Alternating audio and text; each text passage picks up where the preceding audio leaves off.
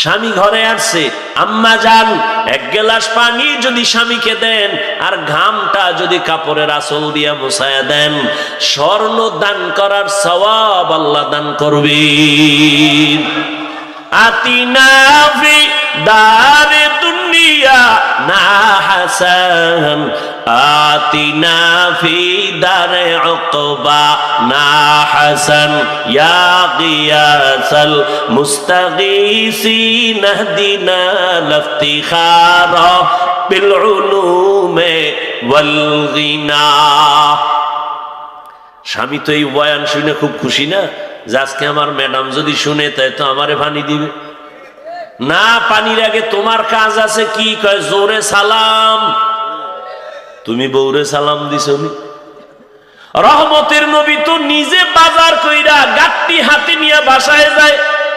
সাহাবী বলেন, নবী আপনি তো দুজাহানের সরদার, আপনি কেন সংসারের বাজার হাতে নিয়ে যাবেন, আমারে দেন। নবী কয়, সাবধান, আমি যেই আল্লাহর আদর্শ নিয়া আমি যে আদর্শ মানুষের দেখাইতেছি, আমার হক আমার বাজার বাসায় নেওয়া তোমার হক না, আমার হক আমাকে আদায় করার সুযোগ দাও, বাধা দিও না। নবী কত ব্যস্ত, এরপরও বিবিদের খেদমতে নবী আগায় যান। এরে নবীর আশিক হযরত আলী বলেন, ফাতেমা সালামের জবাব দিলেন, কাজ বন্ধ করে আমার পাশে বসলেন। আমার এখন সব কাজ বাদ, স্বামীর কি কাজ লাগে এটা দেখবে, আগে খবর নিবে, খাইছেন নি, কোথার থেকে আসছেন, কি হালাত। আর আমগো আম্মা জানেরা টুকটাক কাজ করলে স্বামী আইসে টের পাইলে হুদা জায়গায় হইয়া পড়ে, হুদা জায়গায় হওয়া লাগে না, হইয়া পড়ছে। কিও মাথাটা ব্যথা, আল্লাহ কয় যখন নাই ব্যথা আবার কইছো দে, এটার জনমের ব্যথা দে। তা মিশা কইছি কোনটা? এরে আল্লাহর বান্দা, যদি কয় পানি দিতে পারবানি, কয় লইয়া খাও, পানি দেও খাওয়াইতে, বিয়ে করছো কা জাগাত বয়ান, তোমারে পানিও দিতে হইব তো বিয়ে করছো কেন, এই শক্তি নেই পানি খাওয়ার। কে চিন্তা করে পরকালের সওয়াব? আলীকে ফাতেমা জিজ্ঞাসা করেন, স্বামী আমার কোথার থেকে আসছেন?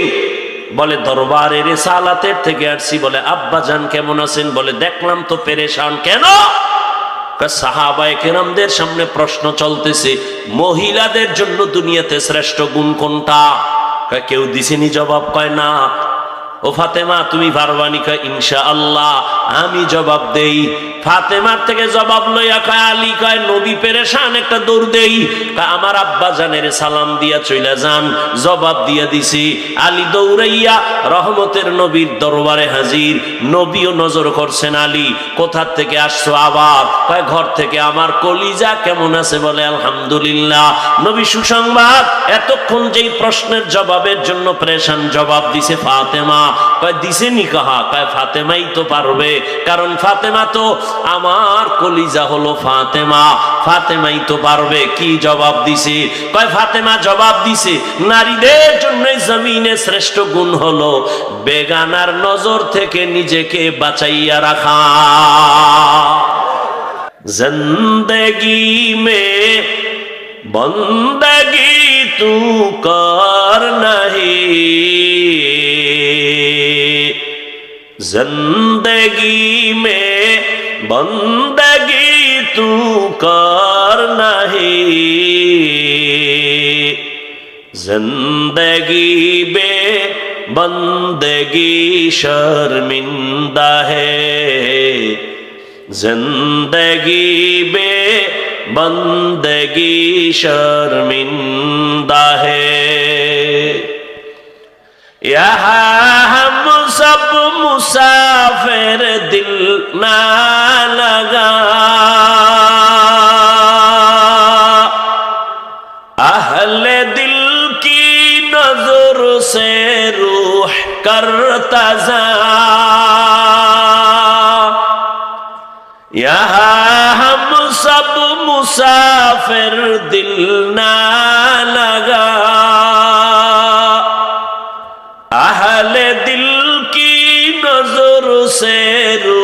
करता जा शाह दौलत सब फकीर घर नेक ने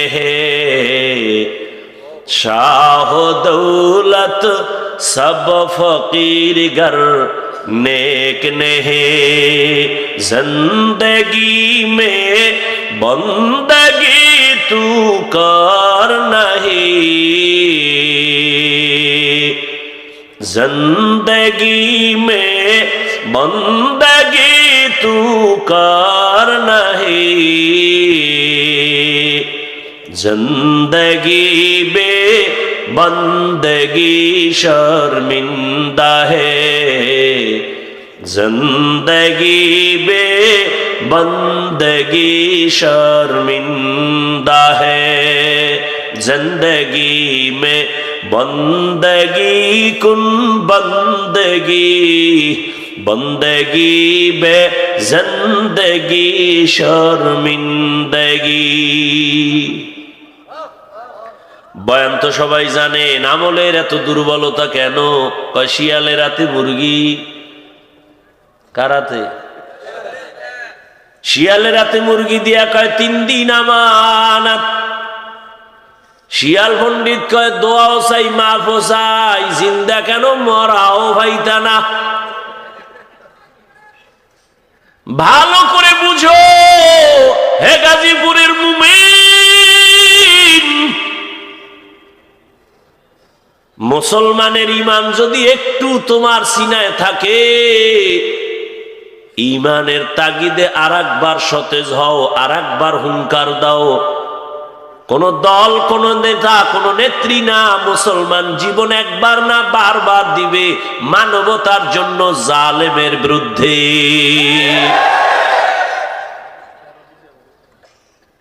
শিয়ালের হাতে মুরগি দিলে যা হবে দেখছো বেনামাজি আর সুদখোরের হাতে ধর্মের চাবি দিলে তো তাই হবে हकीकत से तू दुनिया बेखबर है दुनिया की नुमाइश पर नजर है ওয়াজের ভ্যান্ডেল কোরআনের বয়ান করবে কারা জোরে কোন সুদখোর কেন এটার সভাপতি শিয়ালের হাতে মুরগি কথা কয় না মসজিদের মেম্বারে দাঁড়ায় নৌকায় ভোট দাও ধানে ভোট দাও এই সেই ভোট দাও ইমাম কথা কইলেই চাকরি নাই ইমাম থাকবে নিরপেক্ষ যুবকরা আবার আওয়াজ দাও ইমাম যদি নিরপেক্ষ থাকতে হয় কমিটির দায়িত্বে প্রত্যেকটা সদস্য নিরপেক্ষ থাকতে হবে আর কমিটির দায়িত্বশীল যদি পচা রাজনীতি করে ইমাম সাহেব মাইক লইয়া কোরআনের রাজনীতি করবে বুঝনি সবই বুঝে মানে না কেন মানলে তো চুরি করা যাবে না হুজুরি গো কথা সবই বুঝি মানলে তো আর দুর্নীতি করা যাবে না মানলে তো আর মদের বোতল পাওয়া যাবে না আল্লাহ হেদায়েত দান করুন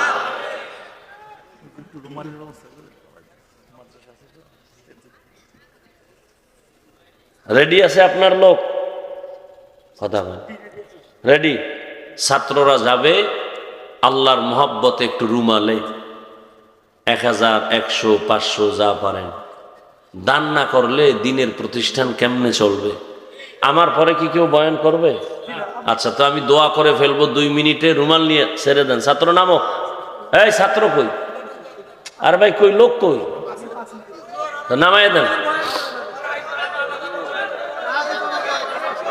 এই থামেন থামেন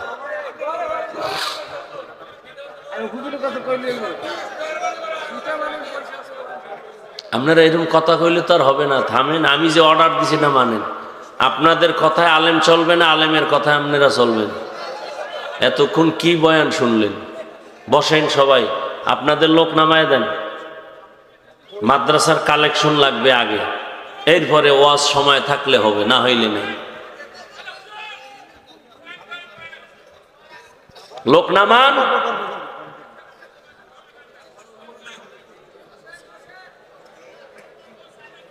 মাথার মধ্যে এত দায়িত্ব থাকলে অজয় কেমন? মাদ্রাসার কালেকশনও প্রয়োজন। মাদ্রাসা আছে তো এই জন্য আমরা আছি, আলেম ওলামা আছে, হাফেজে কোরআন আছে, 5টা ছেলের মাথায় পাগড়ি দেওয়া হয়েছে। আপনাদের অবদান। ছাত্র কই আপনাদের? কেন আমাকে এই ঝামেলাগুলো দেন? 5 মিনিট লাগে না আপনার খবর নেই। একটা লোক এখন পর্যন্ত নামতে পারে না, অর্ডার একটা দিয়ে দিছে। কেন আমাকে এই শুধু শুধু মাঝখানে ডিস্টার্ব করলেন? একটা লোক নাই।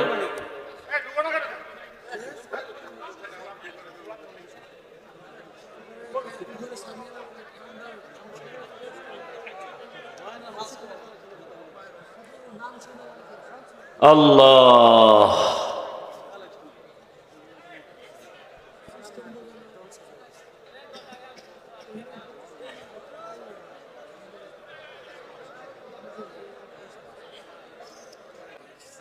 আল্লাহ বলেন আমি মানুষ আর জিন বানাবার একমাত্র কারণ ইবাদত। জীবনে বান্দা তুমি যা বলবা ইবাদত, যা করবা ইবাদত, সব হবে মদিনাওয়ালা নবীর তরিকায়, নবীর আদর্শ মতো।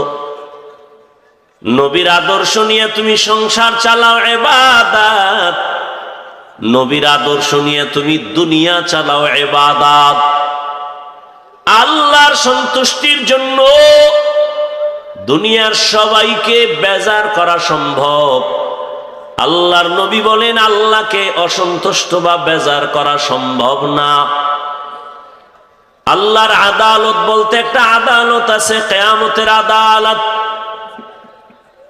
আর ওই আল্লাহর আদালতে সব বান্দা হাজির হয়ে জবাব দিতে হবে। ওয়া আম্মা মান খাফা মাকামা রাব্বিহি ওয়া নাহান নাফসা আনিল হাওয়া ফাইন্নাল জান্নাতা হিয়াল মাওয়া। আল্লাহ তাআলা বলেন যারা আমার আদালতে দাঁড়াইয়া হিসাব দেওয়ার ভয় নিজেকে গুনাহ থেকে বাঁচাবে, আমি আল্লাহ তাকে জান্নাতুল মাওয়া, শান্তির স্থায়ী ঠিকানা দান করব। আতিনা ফি দারে দুনিয়া না হাসান, আতিনা ফি দারে উকবানা হাসান, ইয়া গিয়াসাল মুস্তাগীসিন ইহদিনা লিফতিখারা বিল উলুমে ওয়াল গিনা। এই হাতটা পুরা ভালো না, এটা মাঝখানে যদি আবার কেটে যায় আর জোড়া দেয়, তার ওই আগের শক্তি থাকে। সব বিষয় এটি মনে করেন আল্লাহ আকল দিছে, কুত্তারে দেয় না, মানুষকে দিছে। এখন বয়ান আমি সব জায়গায় বলি, বয়ান বক্তার এলেমের হেডমে হয় না, বক্তার এলেম আর আমলের হেডমে ওয়াজ হয় না। আল্লাহ বয়ান বের করে দেয় শ্রোতাদের অন্তরের মোহাব্বত আর আকর্ষণের উপর। এটা মাঝখানে জোড়া লাগলে আর উড়ান যায় না, ধাক্কাইলো আর উড়ে না। আর আমার এই বদ অভ্যাস, কেউ উঠলে আর আমার বয়ান হয় না। আমি মনে করি ওই লোকটা আমার বয়ান পছন্দ করে না, এই জন্য আমিও সাইরে দিয়ে চলেছি। হেদায়েতের মালিক তো আমি, কেন রসুলও না। এ দুনিয়ার সব জাহান্নামে গেলে আমাদের কি? আমাকে দায়িত্ব বলা, কাউকে আঘাত করা না, আক্রমণ করা না, বুঝাইয়া বলা ভাই নামাজ পড়লেই লাভ, রোজা রাখলেই লাভ, এটা বুঝানোর দায়িত্ব আমাদের। কাউকে বাই ফোর্স অর্ডার দেওয়ার কোনো অনুমতি নেই। লা ইকরাহা ফিদ্দিন, ধর্ম নিয়ে কানে ধইরা কিছু স্বীকার করানো ইসলামে অনুমতি নেই। কারণ আপনার ভাল লাগে না, তা আমার আর ভাল লাগবে কেমনি?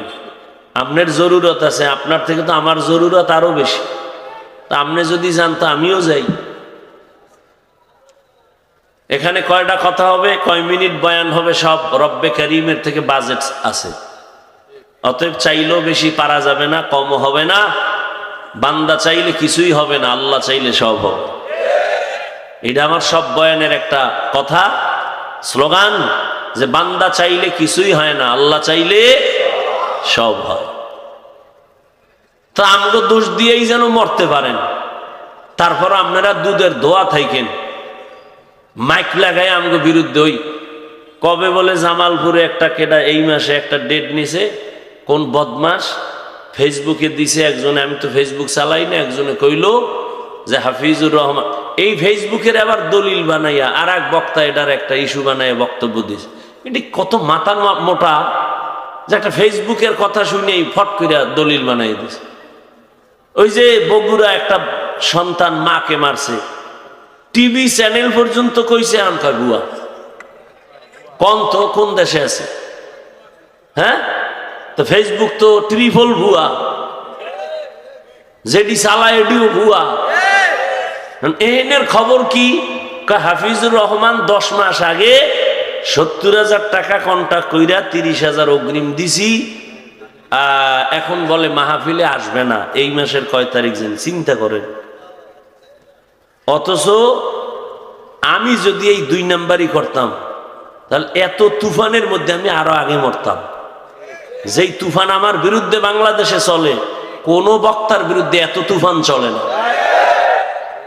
এখনো ইখলাসের উপরে আছি, সততার উপরে আছি, আলহামদুলিল্লাহ। বহু মামলা মাথার উপরে, পিরোজপুরের এহসান নিয়া বহু ধাক্কাইছে আল্লাহর পাকের আশেকরা। আল্লাহর কাছে চোখের পানি ছাড়া আর কোনো পুঁজি নাই আমার। এখনো সম্মানের সাথে আছি। তবে আপনাগো যাগো মনের জাল মিটে না আমগো গালি না দিলে, আপনারা আমগো দোষ দিয়েই মইরেন। দেখা হবে কিয়ামতের দিন পুলসিরাতের গোড়া ইনশাআল্লাহ। আল্লাহ হেদায়েত দান করুন।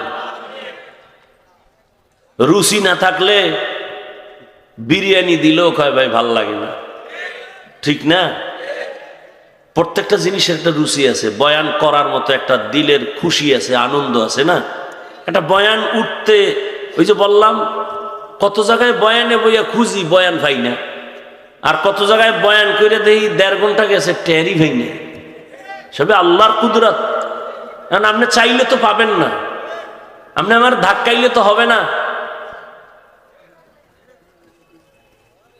মাঝখানে জোড়া লাগিয়ে গেছে। মাঝখানে কি লাগছে? জোড়া লাগে। এখন আর কাজ হবে না। ওই আপনি ধাক্কাইলে আমি কদ্দুর ধাক্কায় মেয়ে দুটি, কিন্তু লাভ নাই, আসল কাম হয়ে গেছে। আল্লাহ আল্লাহ ইবাদতের জন্য পাঠাইছেন। ফলাফলটা শুনেন যে ইবাদত মানে আমরা বুঝি তসবিহ পড়া, জিকির করা, মসজিদে থাকা, নামাজের যায় নামাজে থাকা। এই ধারণাটা ভুল। মানুষের জীবনে যা করবেন, যা বলবেন সব ইবাদত। হাসেন, সেটাও ইবাদত। হাসি দিলেও কি? এই যুবকরা হাসলেও কি? ভোর রাত্রে মোবাইলে। তা তোরা তো মাল লাগে আসো না, আসো তো ভোর রাত্রে সিফা গল্লিতে বইয়া, ওইটা ইবাদত। মায়ের সাথে হাসবি ইবাদত। স্বামী বেচারা স্ত্রীর সাথে হাসো ইবাদত। আর একজনের বউয়ের সাথে হাস, ওটাও তো বউ, ওটা তো তোর বউ না। এত বছর স্লোগান দিছো, ধর্ম যার যার উৎসব সবার, এই স্লোগান বাদ দাও। কারণ তোমার এই স্লোগান প্রমাণ করে বিয়া সবার, কি বলে বউ কিনা, বিয়া যার যার বউ সবার। তোমার স্লোগান তো এটাই প্রমাণ করে। এই মোবাইলে কত গুনাহ করো রে বাবা। মোবাইল তো আমিও চালাই। ও যুবক, তুমি তোমার লাইনে থাইকা আমার আল্লাহর জান্নাতের পথে চলো, আমি আমার স্থানে থাইকা জান্নাতের পথে আগাই। তুমি স্কুলে আসো, বাধা নাই, ছাড়িস না স্কুল। কলেজের লেখাপড়া বাদ দিস না। কোন হুজুর বয়ান দিলেও ফিরবি না। টাকা না থাকলে যোগাযোগ করবি, ফ্রি পড়ানোর ব্যবস্থা। তুই ডাক্তার হ, আমার দেশে ডাক্তার আছে, কিন্তু তাসনিমার মতো ডাক্তার চাই না। আমার দেশে সাংবাদিক আছে, তবে হলুদ কালারের সাংবাদিক চাই না। আমার দেশে প্রফেসর আছে, তবে ঢাকা কলেজের আহমদ শরীফের মতো বেঈমান চাই না। ভালো প্রফেসর হ, ভালো একটা ডাক্তার হ, ডাকাত হইস না। ডাক্তার তোর ব্যবহারে মানুষের দিল ঠান্ডা হবে, দোয়া করবে, মায়ের কবর জান্নাত হবে। রুগী দেখবি সিরিয়ালে আবার নামাজের আজান হয়ে গেছে, রুগীরা নামাজে যাও, আমিও নামাজে যাই। তাহলে তুমি ডাক্তার হইয়াও জান্নাতি, ইঞ্জিনিয়ার হইয়াও জান্নাতি, প্রফেসর হইয়াও জান্নাতি। অনেকে মনে করে হুজুর না হইলে গেছি। অযুব, মাকে সালাম দিও। যারে দেওয়া লাগে দেয় না, যারে দেওয়া নিষেধ বারবার সালাম সালাম সালাম। যারে দেওয়া জায়েজ নেই হেরে সালাম দেয়। আর যারে সালাম দিলে বরকত, আম্মাকে দাও আব্বাকে দাও। সালাম দিলে বরকত, ঘরে ঢুকলে জোরে সালাম দাও। যেই ঘরে ঢুকবে ডান পা দিয়া ঢুকো, জোরে একটা সালাম দাও। ঘরে ঢুকতে গিয়া বলবে কেউ না থাকলে জিন আছে ফেরেশতা আছে, ওরা শুনে। আর স্পষ্ট কথা, সালামের বরকতে ঘরের মধ্যে যদি কোনো দূষিত কোনো প্রাণী থাকে, জিন ভূত সব পালায় যাবে। সালামের এত বরকত। কিন্তু এটা বেগানারে দিলে কিন্তু উল্টা বরকত শুরু হইব। বেগানারে দেওয়া যাবে না, জায়েজ নাই বেগানাকে সালাম দেওয়া। যাকে বিয়া করতে পারবা তাকে বিয়ার আগে সালাম দেওয়া জায়েজ নাই, ইসলাম সমর্থন করে না। সালামে মোহাব্বত বাড়ে, আন্দাজি দিয়া মোহাব্বত বাড়ায় কই যাবা? আল্লাহ হেদায়াত দান করুন। উল্টা পাল্টা সালাম দিও না। স্বামী স্ত্রীকে সালাম দিবেন, দিবেননি? একটা বিয়ে কইরাও বিপদে পড়ছে। ঘরে ঢুকবেন সালাম, রুমের ভেতরে ঢুকবেন সালাম। নবী বসে আছেন মসজিদে নববী। কোথা থেকে যেন খুব তাড়াহুড়া করে হযরত আলী আসছেন। মসজিদে ঢুইকা তাকায় দেখেন রসুলের সামনে অনেক সাহাবায়ে কেরাম বসা। একটা প্রশ্ন চলতেছে, জবাব দেয় না কেউ। প্রশ্ন কি? এই জমিনে নারীদের জন্য শ্রেষ্ঠ গুণ কি? কেউ জবাব দিতে পারে না। হযরত আলী বলেন আমি চুপ হয়ে বসে আছি। হঠাৎ নবীজিও চুপ, কেউ জবাব দেন না। আমার অন্তরে একটা আওয়াজ, আমি একটু বাড়ির মধ্যে যাইয়া আমার অন্তর বলে রসুলের কলিজা তো ঘরে আছে। কে? ফাতেমারে জিগাইলে তো পারবে, রসুলের তো কলিজা।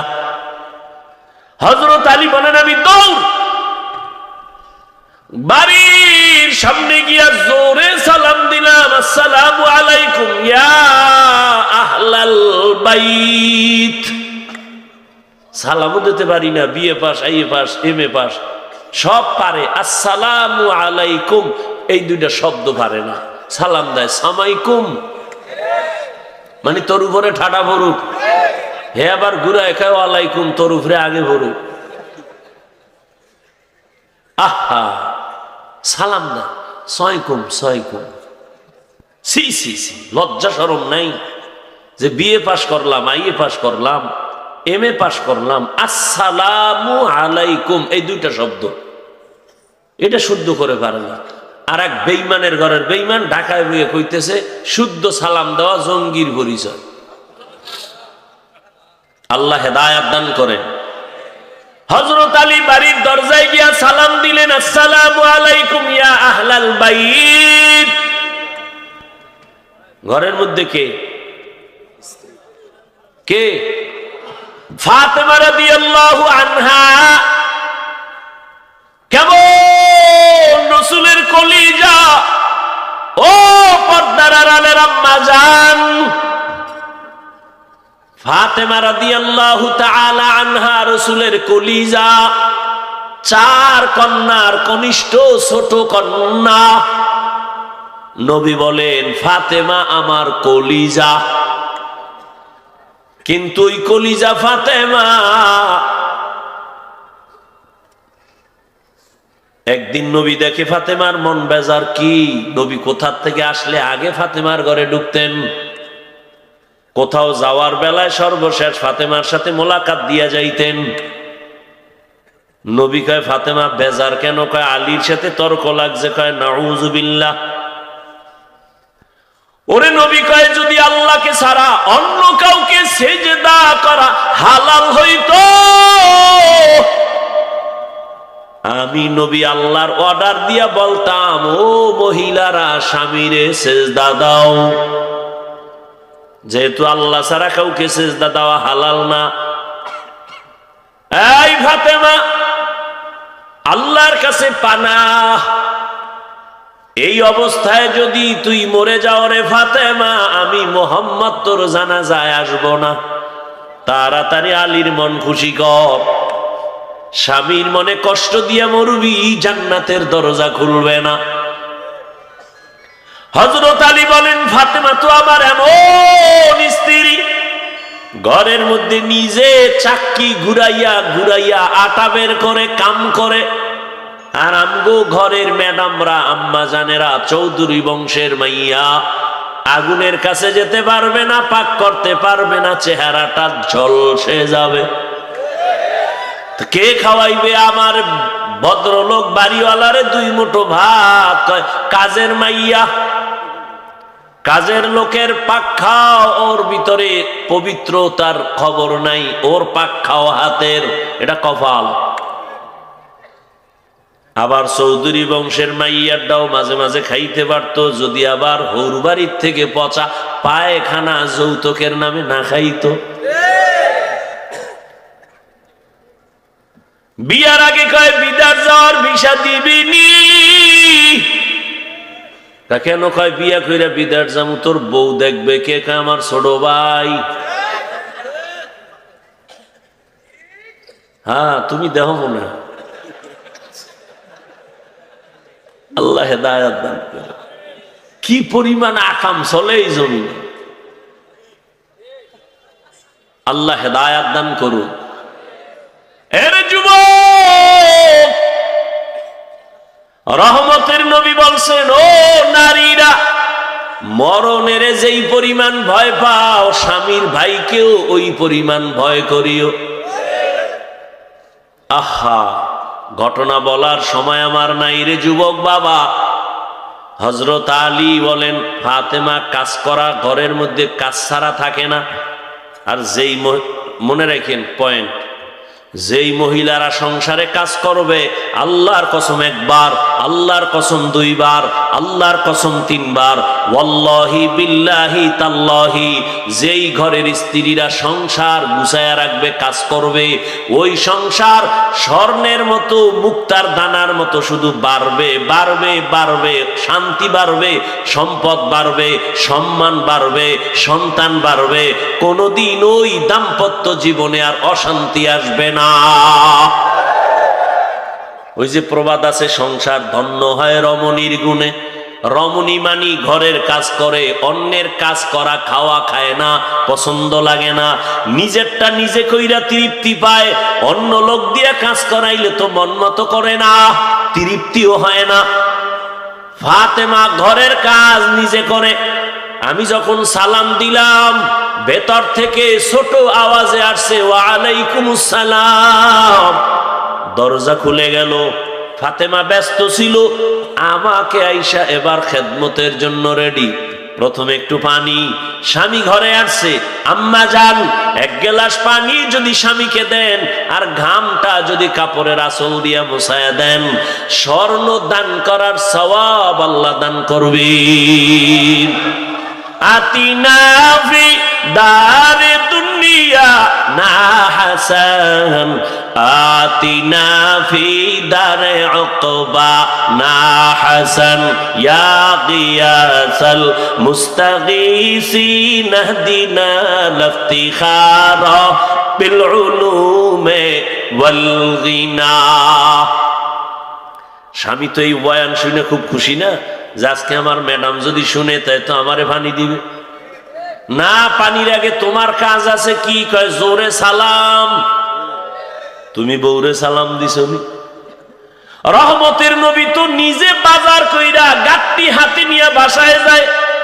সাহাবী বলেন, নবী আপনি তো দুজাহানের সরদার, আপনি কেন সংসারের বাজার হাতে নিয়ে যাবেন? আমারে দেন। নবী কয়, সাবধান, আমি যেই আল্লাহর আদর্শ নিয়া, আমি যে আদর্শ মানুষের দেখাইতেছি, আমার হক আমার বাজার বাসায় নেওয়া তোমার হক না। আমার হক আমাকে আদায় করার সুযোগ দাও, বাধা দিও না। নবী কত ব্যস্ত, এরপরও বিবিদের খেদমতে নবী আগায় যান।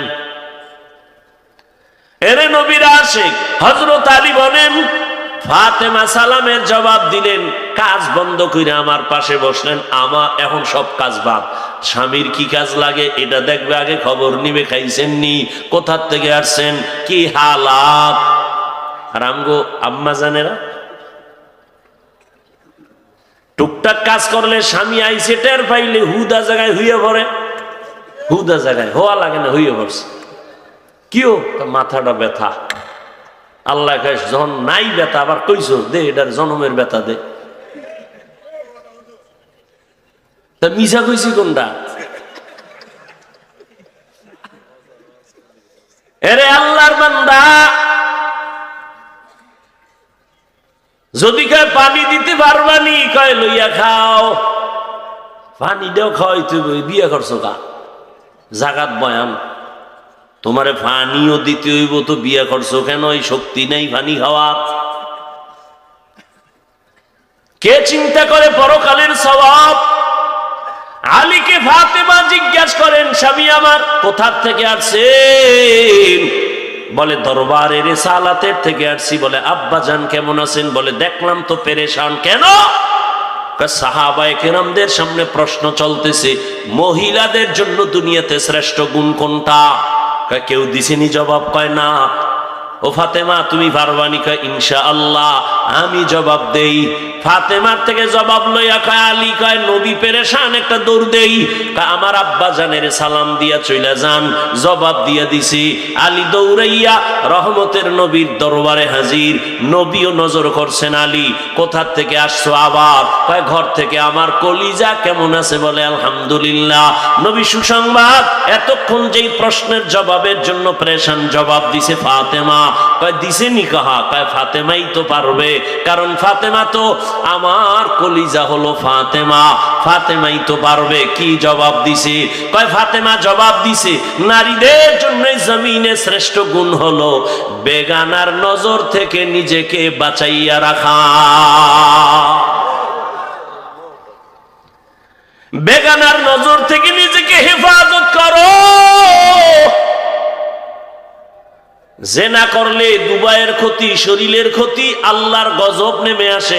এই জেনা তো শুধুমাত্র কি একজন দুজন এক জায়গায় থাকা না, চোখের জিনা, কানের জিনা, হাতের জিনা, অঙ্গ প্রত্যঙ্গের জিনা, চোখ দিয়া তাকাইলেও জিনা হয়। এই জিনার কারণে জিনের শরীরেরও ক্ষতি হয়, নারীরও ক্ষতি হয়, পুরুষেরও ক্ষতি হয়। এক সময় যখন তোমার প্রয়োজন হবে তখন তুমি আর যৌবন খুঁজে পাইবা না।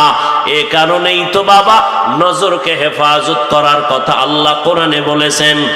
ধর্ষণকে বন্ধ করার জন্য প্রথম শর্ত, দর্শন বন্ধ করো।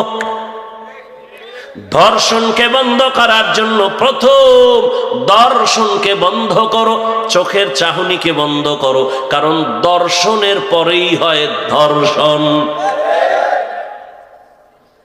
আর দর্শনটা শুরু হয় পুরা বডির মধ্যে, ফোকাস হলো চেহারা। কি কি মহিলা গো, কি চেহারা। আর সেই চেহারাটা যদি খুইলা রাখে তো পুরো ফোকাসটাই তো বিলীন হয়ে যাচ্ছে। এজন্য আল্লাহর ইবাদত করো রে যুবক।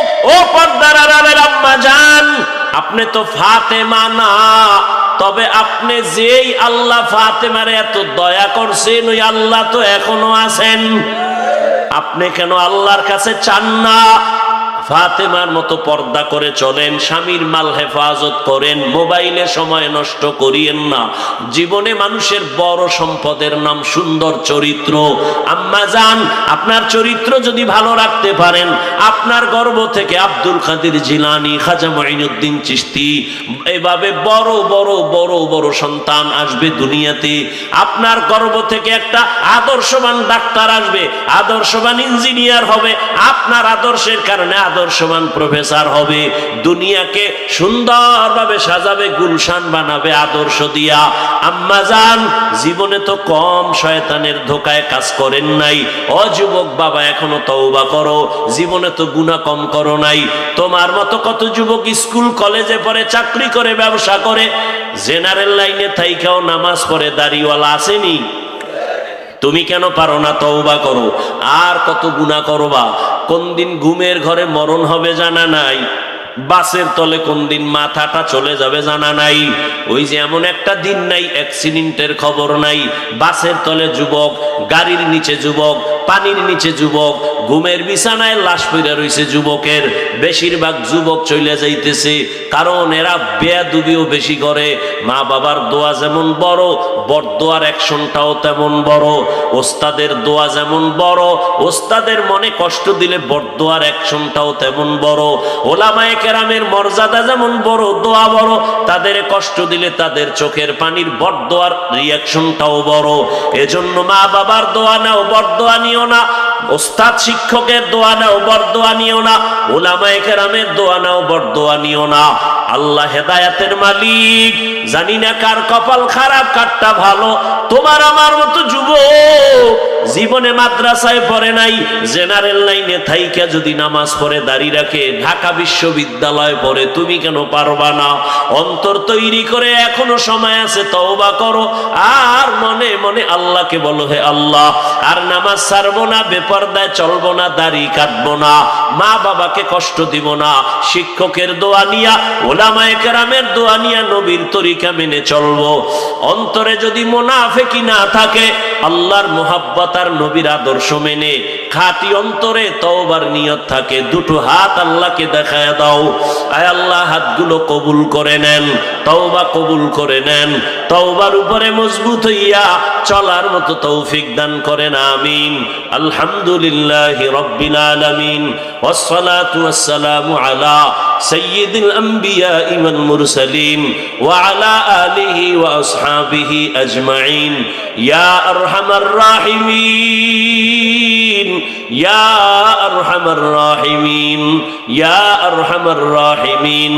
রব্বিরহামহুমা কামা রব্বায়ানি সগীরা। ও দয়ার মালিক, গুনার বোঝা নিয়ে আমরা ঠান্ডার ভেতরে বসে আছি। ও আল্লাহ, গুনাহ নিয়ে বাসায় যেতে চাই না।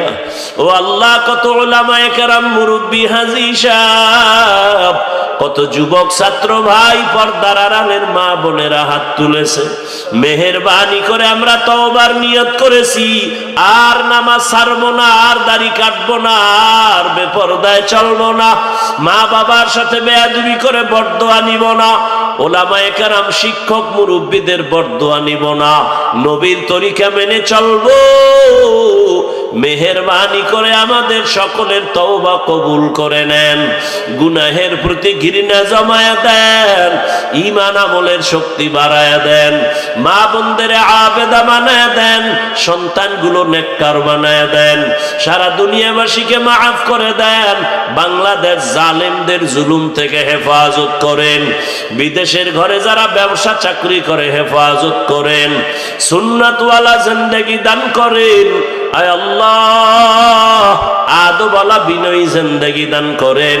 আমার কলিজার প্রত্যেকটা যুবকের দিনের খাদেম বানায়া দেন। মোবাইলের গুনাহের থেকে হেফাজত করেন। আমরা যারা হাত তুলেছি, জানি না কার মা নাই, কার যেন বাবা নাই। অনেকে মোনাজাতের পরে বাসায় গিয়ে আব্বু আম্মু বলে ডাকবে। যার মা বাবা নাই, তার কলিজাটা সিরিয়া যাবে। ও আল্লাহ, জানি না ময়দানে কারা ইয়াতীম, মা বলে ডাক দিতে পারবে না, বাবা বলে ডাকতে পারবে না। ও আল্লাহ, আজকের এই কোরআনের, হাদিসের, নবীর মুহাব্বতের এই বরকতি মজলিসের দ্বারা সবার কবর জান্নাত বানাবার ব্যবস্থা করে দেন আল্লাহ। যারা বেঁচে আছেন হায়াত বাড়ায় দেন, অসুস্থ যারা সুস্থ করে দেন, মুখালেফের মুআফিক বানায় দেন, জালেমদের জুলুম থেকে হেফাজত করেন, জাহিরি বাতিনি দুশ্মনের মোকাবেলায় বিজয় দান করেন, দীর্ঘ নেক হায়াত দান করেন, সুস্থতার নিয়ামত